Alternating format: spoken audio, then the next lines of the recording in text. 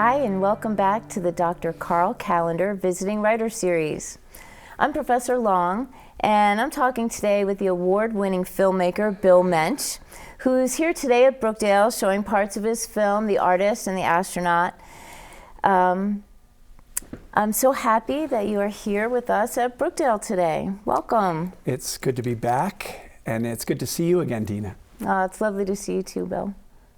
I wanted to talk a little bit about your background and then a little bit about the film and then maybe what you're doing next, if that works. That'd be great. All right. So you're a teacher, you're a basketball coach, and you're here as a filmmaker, someone who makes documentaries. So I'd love to know what inspired you to step into filmmaking? So I was teaching high school, and I've taught for 33 years. And for the first set of my career was all English. Then I picked up a course that I wanted to teach that was called Space and Time, and it was about space exploration. And then one day, the head of the social studies department walked by me, and he's from Austria, and he said, "Muench, you have to teach psychology."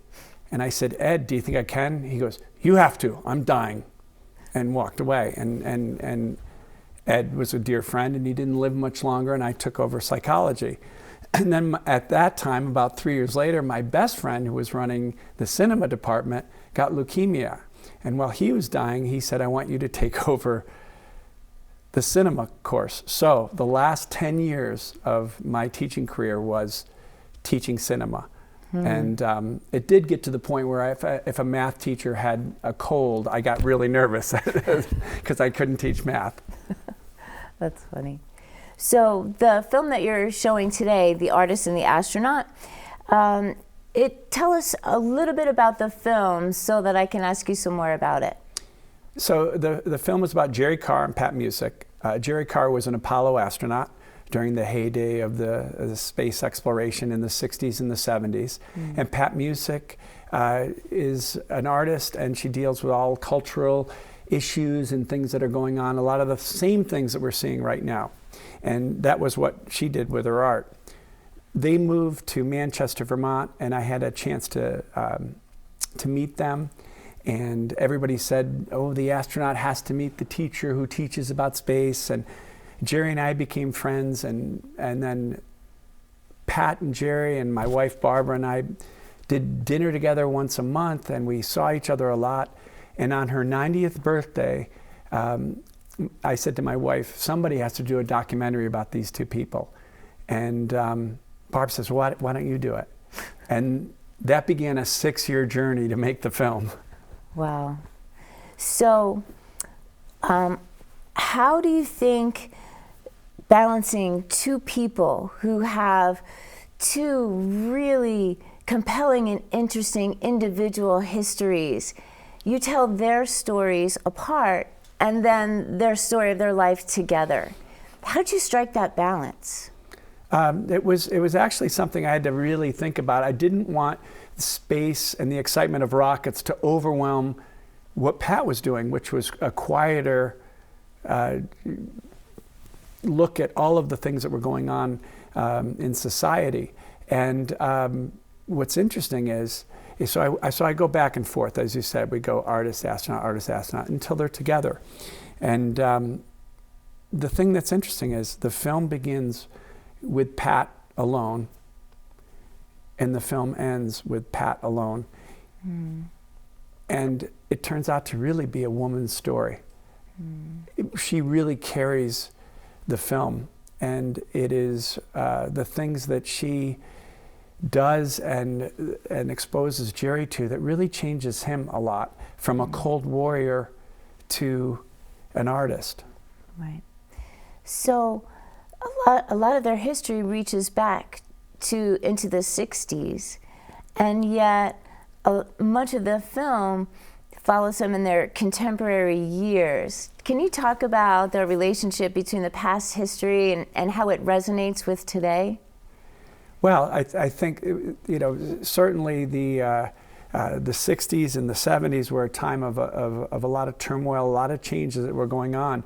But the same issues we have right now, women's issues, unresolved issues with our Native Americans, unresolved racial issues, issues about sustainability and taking care of the earth, war, whether it was Vietnam or now it's Ukraine and what's going on in Gaza. All of those things still resonate with people who watch the film because they can make the connections. If they're of a certain age, they'll go, I remember that. Yeah. Or the students who I talked to today made the connection that, wow, the 1968 was a bad year. That's kind of like what we're going through. Yeah, interesting. I want to know if there was anything that was surprising in your research and discovery about Pat and Jerry. Well, that's a good question. Everything was surprising. So I had no roadmap starting the film. I interviewed them and I learned from them. And they're both older than I am, so there was things that they experienced that were a given in their conversation that I had to learn about. But the one that I remember that was the funniest was, I finished interviewing Pat one day and she said, next time you interview me, ask me about Dan Berrigan and how he was hiding out at my house. So I went home and I go online, who is Dan Berrigan? Right? And I didn't know about Father Berrigan. And Father Berrigan was a Jesuit priest who was nationally known to protest the Vietnam War. But what happened for me is I had to learn that. Then I called my father up, who was at Lemoyne College, and said, are there any Jesuits who remember Daniel Berrigan? There was a 95-year-old man, Father Dan Mulhauser, who's in the film. He's just wonderful. And he said, oh, he will talk about Dan. I said, great. And then I wanted to triangulate everything. So I called my friend who worked with Nixon and said, do you remember Dan Berrigan? And he goes, that son of a... Every time we did a talk, he'd show up with his collar. And I said, great, would you say that on camera? He said, yes. So things like that were an education for me. And anybody I talked to that's older than me, it's like, you don't know Dan Berrigan? I'm like... I love that about the film.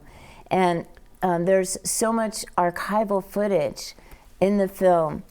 And first of all, how'd you get it? And then second of all, how'd you decide what to use and not? That's a great question. And this is a question I'd love to answer when it's asked at screenings. The film was done, and anything that's done from the government, whether it's a space program or war film or anything like that, is public domain. All of us can use it in our documentaries. But that doesn't mean they're showing you everything, all right? And it also needs to be digitized. And it was, for the Apollo era, we're talking 16 millimeter up to 70 millimeter footage that was not digitized. The film got to a man named Stephen Slater, who won an Academy Award for the movie Apollo 11, which came out during COVID. For CNN did it on one of their Sunday night movies. He looked at the film and said, I love the film, but your B-roll sucks. He goes, what's your address? I'm going to send you 2 12 terabyte hard drives with thousands of hours of footage that I digitized. Nobody's ever seen this. So then I got these hard drives and I'm watching Krista McAuliffe train. And those were silent films until I found the one where she says, I'm going to take you on a field trip, when she's practicing her lesson. And I found this and it was like gold. And then Jerry training, having that actual footage, and some of it would be seconds, and so that footage is gold and it's precious to me. The old space people that watch it come up to me and they say, I've never seen that footage before. So, and the other one I want to mention, Rich Heap, who is a Cherokee chief, gave me the footage of Cherokee actors acting out the Trail of Tears, and that adds such power to that. And that I have a lot of respect for him trusting me with that footage. I think we are about to take a pause, a short break, but I'll be returning after to talk some more with Bill Muench in our Dr. Carl Callender Visiting Writer Series.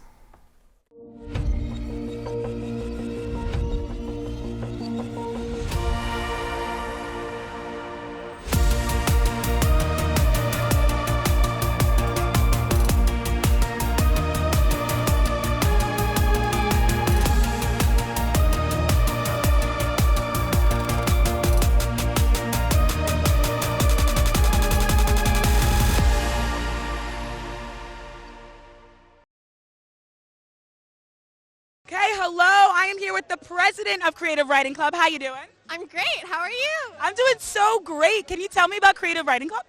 It's this awesome place. We meet every Tuesdays during college hour at LAH 101. We have different topics every week, like poetry or prose, all kinds of things. If you follow our Instagram, which is Brookdale_creative, then I post when we're going to meet and what we'll be talking about every week. We also host events sometimes, like poetry readings. And we also host the Visiting Writer Series, which is once a month when an author comes to Brookdale and gives a reading. If you're part of the club, you can also go to dinner with them. Oh my gosh, so fun. And last question, do you have to be like a creative writing major to join the club, or do you have to write to join the club? Absolutely not. We want all kinds of people. You don't even have to stay for the full club meeting or come to every meeting. Anyone who likes words is welcome. I love it. That's so beautiful. Anyone who likes words is welcome. Hi, and welcome back to the Dr. Carl Callender Visiting Writer Series. I'm Professor Dina Long, and I'm talking today with the award-winning filmmaker Bill Muench, who's here today at Brookdale showing parts of his film, The Artist and the Astronaut. And I'd like to ask a few questions about your process in making the film. You spent 6 years traveling across the country, even multiple continents, and so could you talk about the biggest challenge in making the film? I think there were so many challenges. I don't know, where to begin. I had no money. I had no plan. The biggest challenge when you're making a film should be things that happen along the way, but you should have a script and a plan. And because of the nature of this, as I was discovering their lives as we went along, that was probably the toughest thing. So there were 13 to 20 different versions of the film before we settled into the film that you see right now. The best part about filmmaking that I love about it is it's solving problems, whether it's getting someone to speak to you, whether it's editing the piece, finding good footage to go with the piece, finding the right music, finding the right sound effects, solving problems where you screwed up the sound and fixing the sound, or the camera didn't do what you wanted to do. So that is a string of things that you always have to deal with. But I would say the number one piece was I didn't know where I was going. There was no way for me to know where I was going, by the way. There was too much there. We were covering 5 decades and 2 different lives. So I wonder, so how did you approach structuring the narrative of the film to keep a continuous thread? The thing that I knew I wanted was, it's an Aaron Sorkin technique, and that is short chapters that have a title that sometimes is revealed halfway or at the end of the piece that you're looking at. I also knew I wanted to go artist, astronaut, artist, astronaut, artist, astronaut until they were together. The issue was I did 6 hours of interviews with Jerry without Pat in the room. And then I did the same thing with Pat, 6 hours of interviews without her in the room. Then I did another 6 hours with the 2 of them together, which I didn't use most of that because I found it more engaging when they spoke separately. So I didn't know the narrative. I didn't even know the plan. I had all this footage. I had all of these interviews, and they were transcribed, and I would go through the transcriptions and highlight what I thought was good. So if I was to write a book of what not to do, I did it. Was there any moment during those interviews that stands out for you in particular?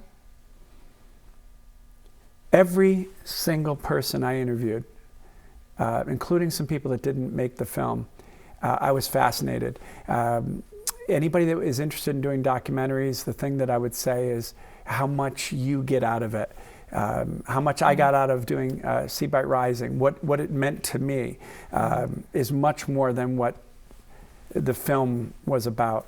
So to sit with people who were activists and put themselves on the line to help with racial justice and women's rights, to talk to astronauts who walked on the moon and be in the room and sit this close to them, is unbelievable. And every one of those interviews, I heard something that I didn't know, or I didn't even know people thought of or did. Mm-hmm. The people that you interview in the film talk to you with such an openness. And I'm wondering how, as a filmmaker, you created that space for them to be so open with you. Well, with Pat and Jerry, I felt I could ask them anything. We had established a relationship. Now, a lot of the people that I talked to were doing it because of Jerry or Pat, so they were glad to do that. But I think that the hint I would give somebody if I was teaching it is to research it so much so that when someone's speaking about something in their life, you can ask a question that shows that you've done your research, and they'll trust you a little bit more with that. Mm-hmm. Yeah, yeah. Because if you, even the documentary that I'm just working on right now that we'll talk about in a little bit, if it comes out the way that I planned it, then I really wasn't listening. Mm-hmm. So you're going to hear things that are going to take you a different direction. Mm-hmm. So now that the film is Artist and Astronaut is finished and you've been showing it, I wonder how are the reactions to the film? How does that feel? I mean, what has that been like? It's been great. And you know, when you have a baby, it's your baby, my baby, my baby. And then as our kids grow up, you can admire what they do and not take credit for it. Mm-hmm. And that's how I feel with the film. There are times I sit back and I go, well, that was a good edit. When did I do that? Or, but I sit in the back and watch people. It's theirs now. Pat told me that. You create the art, and then it goes out there and it's not yours anymore. It's other people's. This is nothing to do with me. The stories and the people are amazing. And every single screening, people don't leave. They have questions. They want to talk, or they want to tell me where they were during these events. And the screenings have been just wonderful. And I sit through every time we do a screening, I sit in the back and watch the film again. And I get something every time I watch it. You know, so sometimes things that are made for television that are documentaries, they spoon feed it for you, or they have a voice of God that tells you what you're supposed to think. You know, Jerry always wanted to fly jets. And in this film, the characters are the ones who tell the story. So I'm not involved. You know, you don't hear me ask a question. Right. And because of that, the audience starts to relate with that, with the people. And then the other thing is, most people don't watch a documentary in a theater. They watch it at home on a television, and you get up, you come back, you get up. So in a theater, when we're doing these screenings, they really, the phone is off and they're looking at the screen, and they just get engaged in the lives of these people. So it has been the greatest part of showing pieces of this film to people. So as an independent filmmaker, you've been putting the film in festivals. Yes. And you won in Fort Lauderdale, and then recently in Barcelona, is that right? Barcelona, I just got Best Director, which was great, and it's great for us to use for the next film. You know, that it really is important, that recognition. But we've been recognized in Iceland, and I don't know anybody in Iceland, so it's not like they did it to be nice. And in Australia, in Berlin, which is a big film festival that meant a lot to us, and in Madrid and Barcelona, plus 15 states. So, but again, it's the story. I'm glad that I was a part of it, but if the characters didn't have such interesting lives and have interesting stories, then who's going to want to watch it? Well, what do you want the audience to take away from the film? I want different things for different people. So it really depends on the age and your experience and your life experience of what you'll take from it. What I do want is someone to watch it again and see something they didn't see the first time. And there are movies I watch that I really like, but they're not rewatchables. And you don't need to go back and watch it again. I'm really proud that people who have seen this film a couple of times, see something different, or learn something, or are queued up to something that's about to happen and they're paying attention. Right. So this film also has an original score. So can you talk about that a little bit? Yeah, so the legendary rock star Todd Hoban, one of my heroes, I reached out to him, and we are not friends. I reached out to him and said, here's my film. I'd like to use 2 of your songs. And I showed him where it was. And then the rest of it was just royalty-free music that I got off of YouTube. And it was just in there, and it was, some of it was good, sometimes it wasn't, because it was just laid in. And I sent it to him, and he called me back and said, I'd really like to take a shot at scoring this film. And I had no money. The budget doesn't call for an original score. I don't even know what it would cost. Studio time, musicians, writing, mixing. Todd spent 2 years putting together this music. Now, the only good thing about COVID, his studio was shut down. So we had that going for us. But Todd's music score is unbelievable. I mean, there's original songs with lyrics that sound like they're from the 50s or the 60s. There's original Native American music. Chief Shenandoah's great-great-great-granddaughter sings in that part with the Trail of Tears. So we have authentic Native American music in there. So his work, first of all, without his work, the film wouldn't have gone forward. So as soon as he did all that work, we went in 50-50, which is hilarious. 50-50 on the $6 or $7 we make each week. We split it. But we went in because we loved the story. We wanted this film to get out there. So I just want to ask you, aspiring filmmakers, people who dream of making a doc, what advice would you give them? Well, the first advice is just do it. And I say that I'm not a great filmmaker.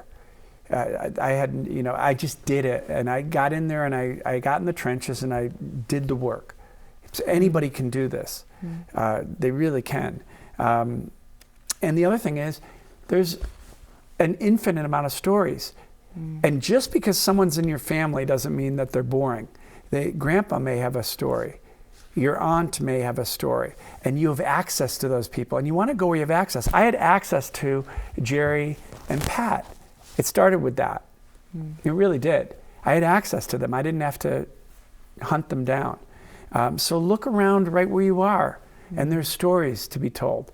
I ended up with Seabright Rising because a friend was sending stuff down to Seabright, and we said, well, we'll go along and go for the ride.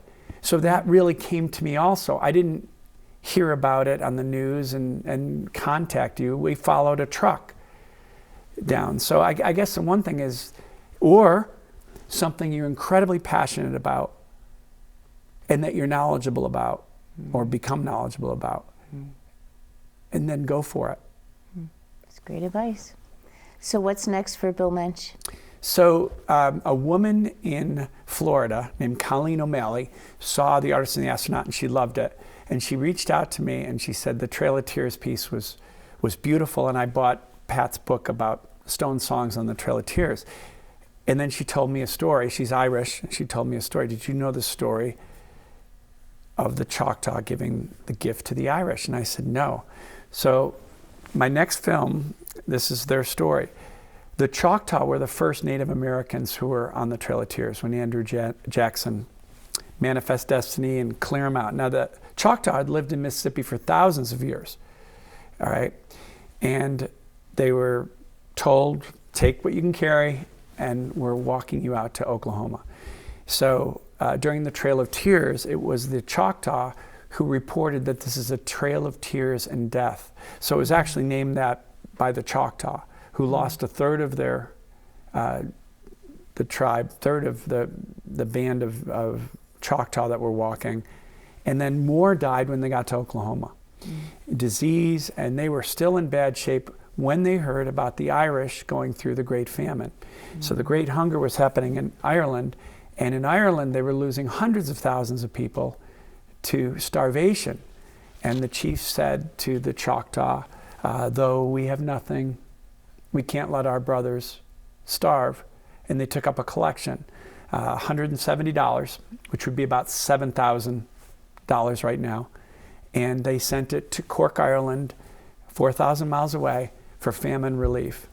And ever since that gift, the Choctaw and the Irish have had this amazing relationship, and I'm going to take that right up to right now, what's going on. So we'll review the Trail of Tears, we'll review the hunger, and then we'll get to the gift. And the idea being that, well, first of all, a gift, no matter how small, can resonate for 170 years, but also the idea that any little gesture that we can do can make the life of somebody else better, and you can make a connection with somebody that you're very, very different from. Another powerful story, Bill. I think we're coming up to the end of our time here. Thank you so much for coming to Brookdale and spending time with us and our students. Well, the last your time I film. was with you, I was interviewing you, so it is a weird switcheroo for you to be interviewing me. Yes, well, that's a story for another show. So, thank you, and I hope you enjoyed the show. If you'd like to find out more about Brookdale's Visiting Writer Series, or our creative writing program, or classes such as screenwriting and film, which are open to the public, both degree and non-degree students, you can find more on the Brookdale website. Thanks so much for watching.